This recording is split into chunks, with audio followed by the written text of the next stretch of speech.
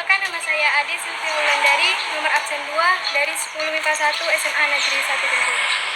Di sini saya akan bahas tentang KD 3.8, yaitu mendeskripsikan perkoperasian dalam perekonomian Indonesia.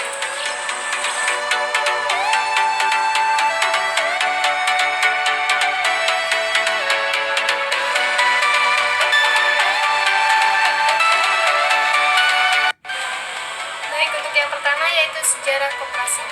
Koperasi pertama muncul di Eropa, yaitu pada saat revolusi industri. Pada saat itu, kebanyakan para pemegang alat produksi berlaku serakah dengan memberikan upah yang kecil dan jam kerja yang panjang, sehingga menimbulkan dari para pekerja untuk menyejahterakan diri mereka sendiri. Di Indonesia, gerakan koperasi dimulai di Purwokerto tahun 1896 bernama OPM Skip Bank atau Bank Pertolongan dan Sultanan yang didirikan oleh R.A. Wiraraja. Bank ini bertujuan untuk menolong para pegawai negeri. Namun, usaha ini tidak bertahan lama. 12 Juli 1947 di Tasikmalaya, seluruh gerakan koperasi Indonesia mengadakan kongres. Kemudian mengadakan kembali kongres pada tahun 1953 dan menetapkan Bapak Muhammad Hatta sebagai Bapak Koperasi Indonesia. Jadi lebih singkatnya, koperasi sudah diusahakan sejak zaman pendudukan Belanda, tapi baru terlihat hasilnya setelah diadakan kongres anggota koperasi pada tahun 1947 dan 1952. Yang kedua yaitu pengertian koperasi. Koperasi berasal dari kata ko yang berarti bersama dan operation yang berarti bekerja. Jadi, secara bahasa, koperasi berarti suatu perkumpulan orang atau badan yang melakukan kerjasama. Selanjutnya yaitu lambang koperasi. Berikut penjelasan dari lambang koperasi. Yang pertama yaitu ada gambar bunga yang memiliki makna bahwa koperasi Indonesia itu harus selalu berkembang, cemerlang, variatif, inovatif, sekaligus produktif dalam kegiatannya, serta berwawasan dan berorientasi pada keunggulan dan teknologi. Selanjutnya yang kedua yaitu terdapat gambar 4 sudut pandang yang melambangkan arah mata angin yang mempunyai maksud antara lain yang satu yaitu sebagai gerakan koperasi di Indonesia untuk menyalurkan aspirasi, dan yang kedua sebagai dasar perekonomian nasional yang bersifat kerakyatan, dan yang ketiga sebagai penjunjung tinggi nilai kebersamaan, kemandirian, keadilan, dan demokrasi, dan yang keempat selalu menuju pada keunggulan dalam persaingan global. Selanjutnya yang ketiga yaitu tulisan Koperasi Indonesia yang memiliki kesan dinamis modern yang menyiratkan kemajuan untuk terus berjuang serta mengikuti kemajuan zaman yang bercermin pada perekonomian yang bersemangat tinggi. Yang keempat yaitu warna pastel yang memberi kesan pekat sekaligus berwibawa, juga melambangkan adanya suatu keinginan, ketabahan, kemampuan, dan kemajuan, serta mempunyai kepribadian yang kuat akan suatu hal terhadap peningkatan rasa bangga dan percaya diri yang tinggi terhadap pelaku ekonomi lainnya. Yang kelima yaitu terdapat gambar 4 kuncup bunga yang terpaut dihubungkan dengan sebuah lingkaran yang menghubungkan satu kuncup dengan kuncup lainnya, menggambarkan seluruh pemangku kepentingan saling bekerjasama secara terpadu dan berkoordinasi secara harmonis untuk membangun koperasi Indonesia.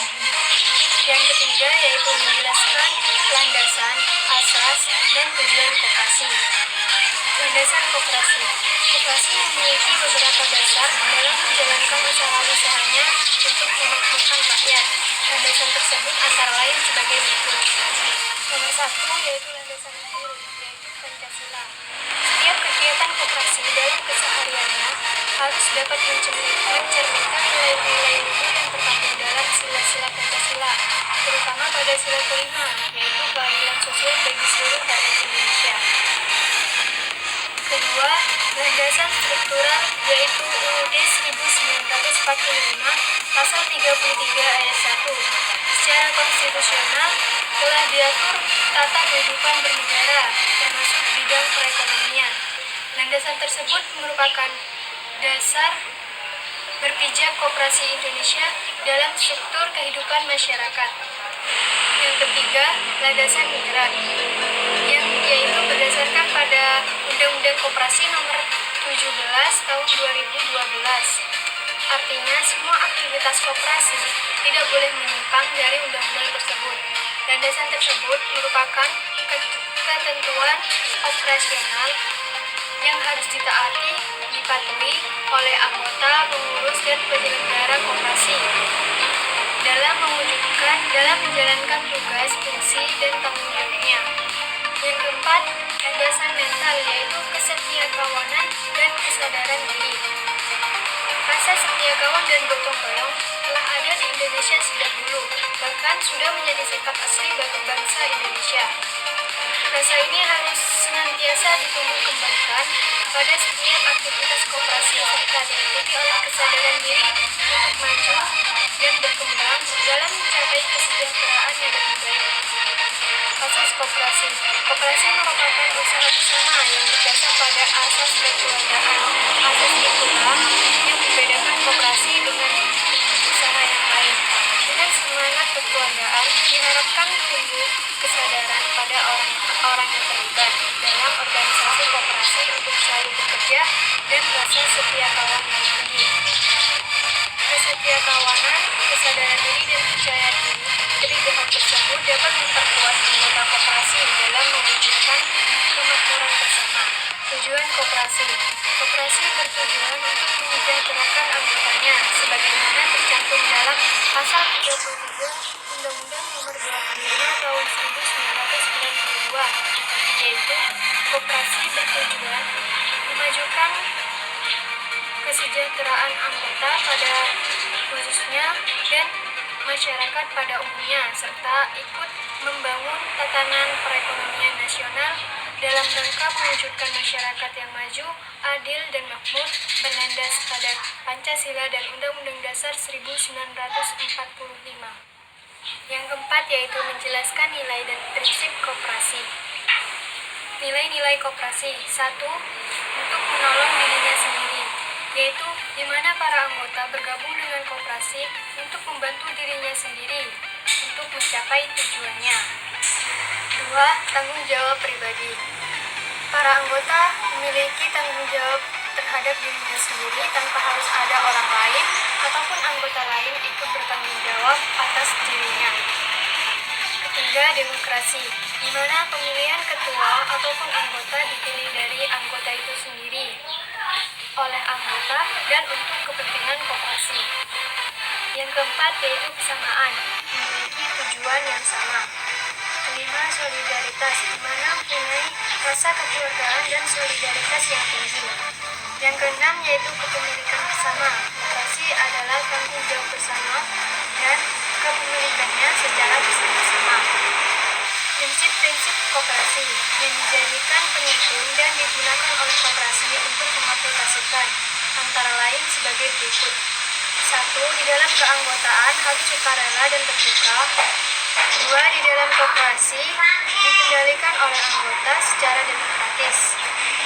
Ketiga, harus berpartisipasi dalam ekonomi anggota. Yang keempat, di dalam koperasi harus mempunyai otonomi dan kebebasan. Kelima, di dalam koperasi harus pelatihan, pendidikan, dan informasi. 6. Harus bekerja sama di antara koperasi. Dan yang ketujuh, harus mempunyai kepedulian terhadap komunitas. Yang kelima yaitu menjelaskan jenis-jenis koperasi. Jenis-jenis usaha yang dapat dilakukan koperasi antara lain sebagai berikut. Yang pertama yaitu koperasi konsumsi, yaitu menjual barang konsumsi. Yang kedua yaitu produksi, yaitu yang menjalankan usahanya dalam bidang pemrosesan bahan baku menjadi barang jadi atau barang setengah jadi. Yang ketiga yaitu pemasaran, yaitu menjalankan penjualan produk atau jasa koperasi maupun produk atau jasa anggotanya.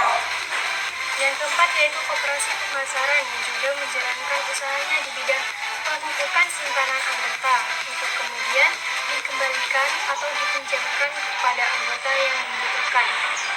Yang kelima yaitu koperasi pengumpul batu kali, yaitu melakukan usahanya dengan menggali atau memanfaatkan sumber alam langsung tanpa diolah kembali. Yang keenam yaitu menjelaskan pengertian SHU. SHU atau selisih hasil usaha merupakan selisih antara keseluruhan pemasukan koperasi atau total penerimaan dan biaya atau total biaya dalam satu tahun buku. Yang ketujuh yaitu menghitung pembagian SHU. Baik, langsung saja di sini saya akan langsung memberi contoh soal menghitung SHU. Saya sudah merangkum jawaban dari soal tersebut. Langsung saja berikut pembahasan dari soal tersebut. Baiklah, langsung saja kita bahas dari soal tersebut.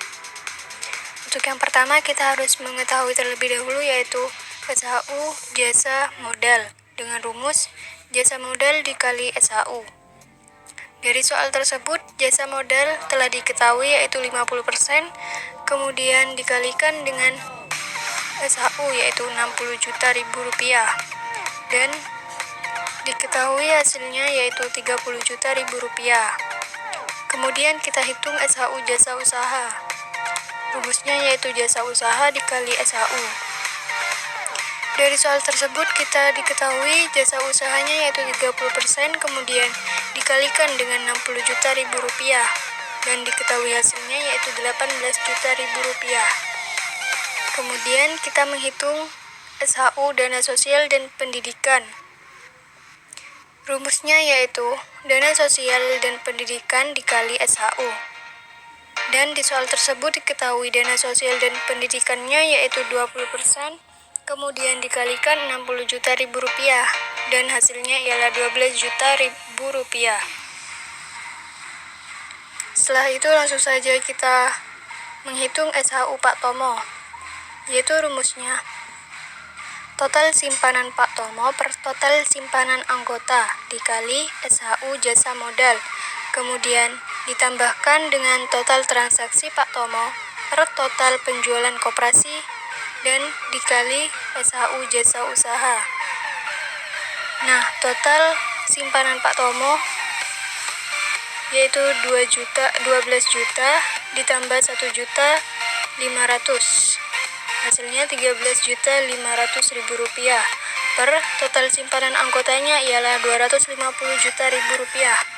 Kemudian dikalikan dengan SHU jasa modal yang tadi sudah dihitung, yaitu 30 juta ribu rupiah.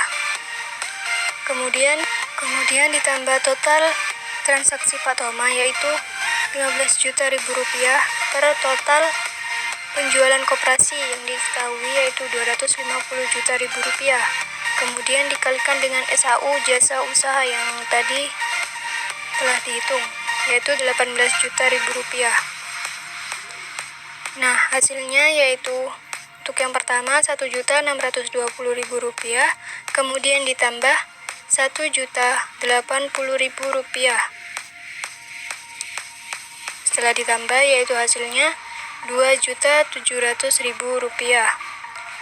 Berarti SHU Pak Tomo yaitu diketahui 2.700.000 rupiah. Selanjutnya yaitu yang ke-8, menjelaskan pengelolaan koperasi. Pengelolaan koperasi sangat penting karena menentukan tujuan koperasi, status, hukum, manajemen, dan sumber daya manusia di dalam koperasi. Oleh karena itu, jika hendak mendirikan koperasi, kita harus melihat arah dan tujuan koperasi.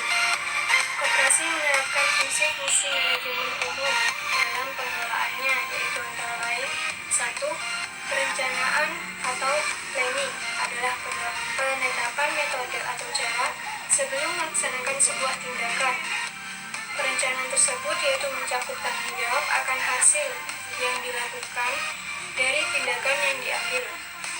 Yang kedua yaitu pengorganisasian atau organizing, yaitu yang mengatur struktur hubungan antara manusia berdasarkan wewenang dan kelanggengan dalam sistem sebuah administrasi. Yang ketiga yaitu penggerakan untuk bekerja atau aktuasi. Koperasi dibangun untuk memberdayakan masyarakat dari kesulitan, kelemahan, kekurangan, dan kemiskinan. Misi ini sangat erat kaitannya dengan pola pengaturan kelembagaan masyarakat itu sendiri untuk membangun kesejahteraan secara bersama-sama dan mandiri. Yang keempat yaitu pengawasan atau controlling adalah serangkaian tindakan atas kegiatan yang dilakukan untuk mengetahui hasil pelaksanaan. Untuk melaksanakan fungsi manajemen tersebut, maka koperasi mengatur peranan dari perangkat organisasinya, yaitu 1. Rapat anggota. Perangkat organisasi untuk membahas dan mengesahkan pertanggungjawaban pengurus dan pengawas, pengesahan dan penetapan rencana kerja AD atau ART, dan pembahasan koperasi serta pemilihan dan pemberhentian pengurus atau pengawas dan menetapkan pembagian SHU.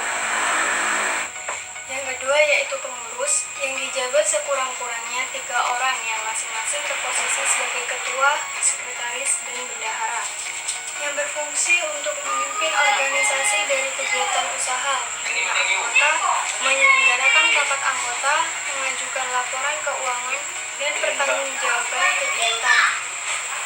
Ketiga, pengawas yang berjumlah sekurang-kurangnya 3 orang atau sesuai dengan anggaran dasar koperasi. Pengawas secara kolektif memiliki kewenangan untuk melakukan pengawasan dan pemeriksaan terkait catatan atau harta kekayaan koperasi, serta bertanggung jawab kepada rapat anggota. Yang kesembilan yaitu mendeskripsikan pengembangan koperasi sekolah. Cara pengembangan koperasi sekolah yaitu harus sesuai ketentuan anggaran dasar dan peraturan yang berlaku dalam koperasi tersebut. Untuk mencapai maksud dan tujuan koperasi menjalankan usaha-usahanya antara lain sebagai berikut. A. Mewajibkan dan mengaitkan anggota untuk menyimpan dan menabung secara teratur. Yang B. Usaha-usaha yang dapat memenuhi kebutuhan secara langsung, yaitu antara lain mengamalkan buku-buku pelajaran dan alat-alat tulis-menulis. Yang kedua, mengadakan tabungan atau simpan pinjam di antara anggota. Yang ketiga, menyelenggarakan kafetaria di sekolah.